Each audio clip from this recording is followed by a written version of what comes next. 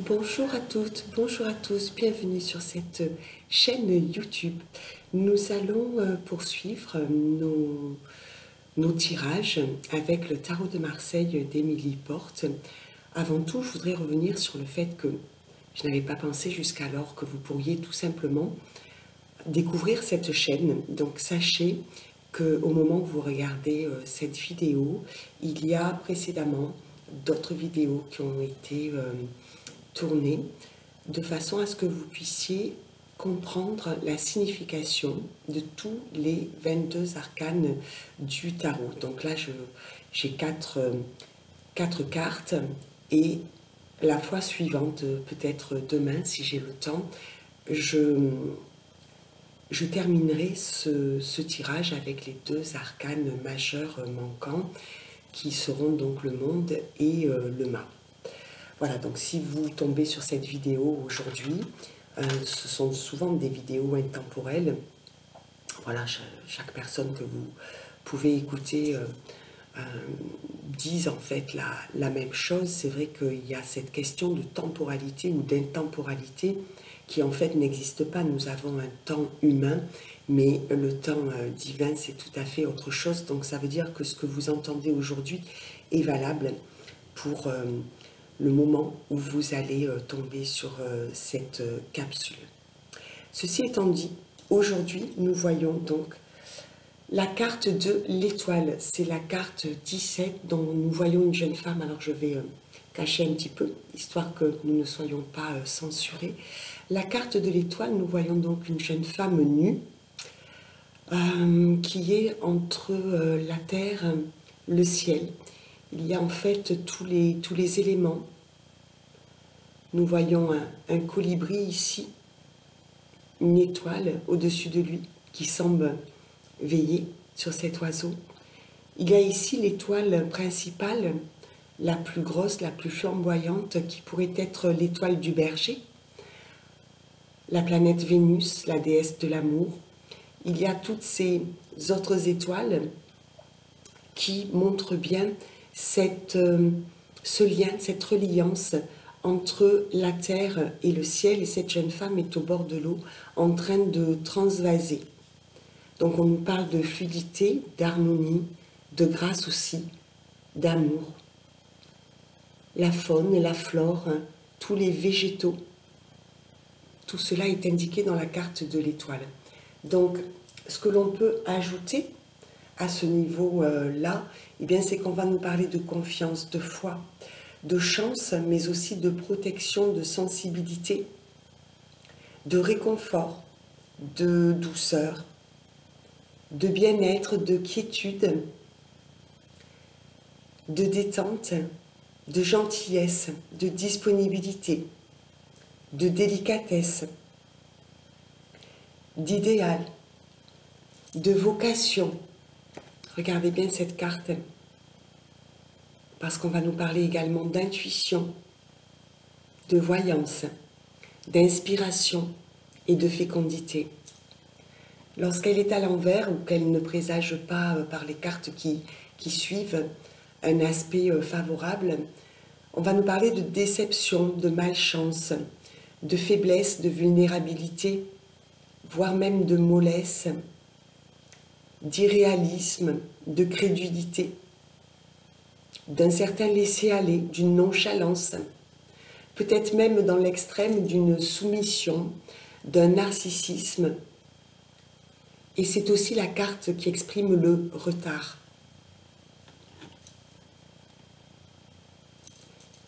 La seconde carte aujourd'hui, le second arcane, c'est la carte de la Lune. Dans le monde lunaire, on nous parle d'émotions. On nous parle également de zones sombres. C'est la carte 18. C'est ce qui éveille nos peurs, nos doutes. Nous sommes entre chien et loup. On voit dans cette étendue d'eau comme une écrevisse. C'est le monde de l'imagination, de la nuit, des émotions. On voit deux tours ici qui semblent pourtant nous apporter la protection, la matérialité. C'est un astre qui ne laisse personne indifférent. Ce qu'elle peut signifier, eh bien, lorsqu'elle est à l'endroit, c'est que l'on va nous parler en fait de cette fécondité de gestation, d'imagination, de mémoire, de racines, de foyer, de nourriture aussi. Ça peut avoir un lien avec cette alimentation qui fait partie de notre monde. Comment est-ce que l'on se nourrit, au sens propre comme au sens figuré. On va nous parler de la famille, de l'enfance, des habitudes, de la sensibilité, de la réceptivité également, de l'intuition, là encore, de magie, de médiumnité et également de popularité. Lorsqu'elle est défavorable à l'envers ou avec des cartes qui ne sont pas favorables, eh bien ça accentue une mélancolie, une déception, une dépendance, une insécurité, une émotivité, une immaturité également, de la superstition, de l'inconstance. Ça peut être aussi la carte des rumeurs et des mensonges. Vous pourriez être entouré de gens calomnieux. Ça nous parle également de routine, de conditionnement, voire même de communautarisme.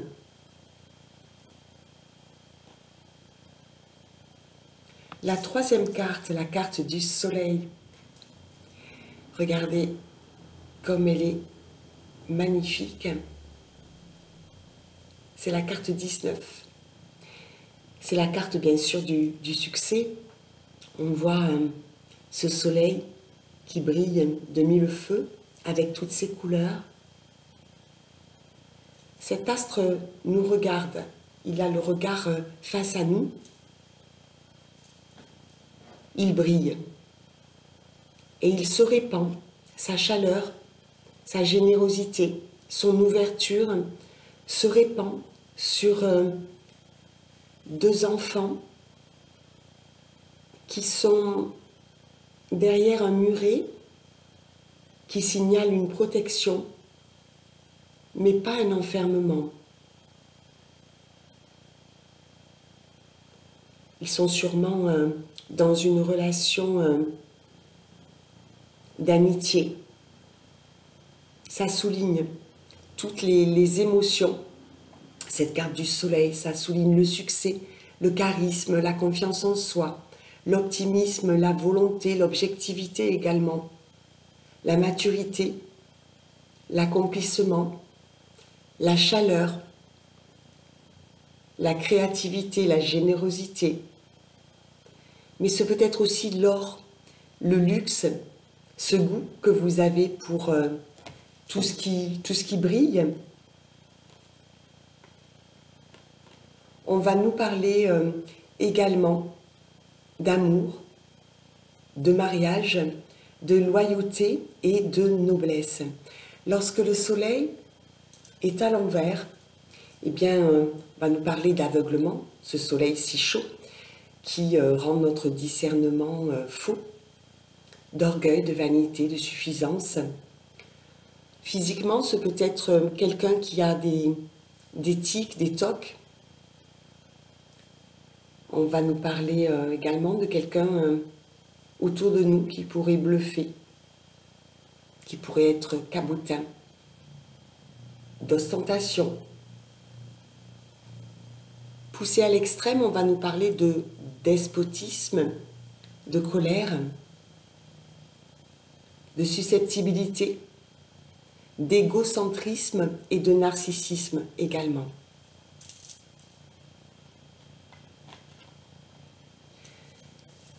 Le quatrième arcane, eh bien, c'est le jugement, la carte 20. C'est un séraphin.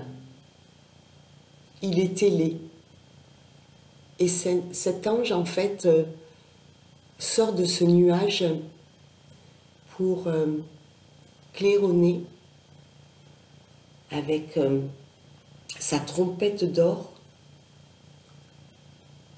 le plan divin, la justice divine, quelque chose qui vient brutalement être porté à la connaissance de ces personnages.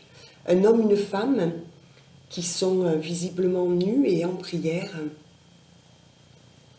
qui semblent accepter cet état, parce qu'ils savent aussi qu'ils n'ont pas le choix, c'est une prise de conscience, c'est quelque chose qui vient leur parler brutalement. Le troisième personnage semble sortir d'une tombe. Il revient de la nuit noire de l'âme où il a compris, et lui aussi semble être dans cette position de prière. Lui a eu cet apprentissage et il revient pour incarner et matérialiser tout ce qu'il a compris, les leçons qu'il a apprises. Donc cette carte du jugement va nous parler de soudaineté, quelque chose qui est surprenant, une spontanéité, une innovation, un renouveau, une révolution.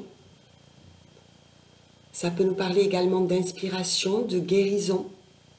On revient de la nuit noire de l'âme qui nous a plongés dans le trouble, dans des turpitudes, dans des doutes, des incertitudes, des peurs.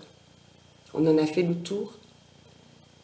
Ça exprime un renouveau, une révolution, une lucidité. C'est de l'ordre de la révélation, de la prophétie.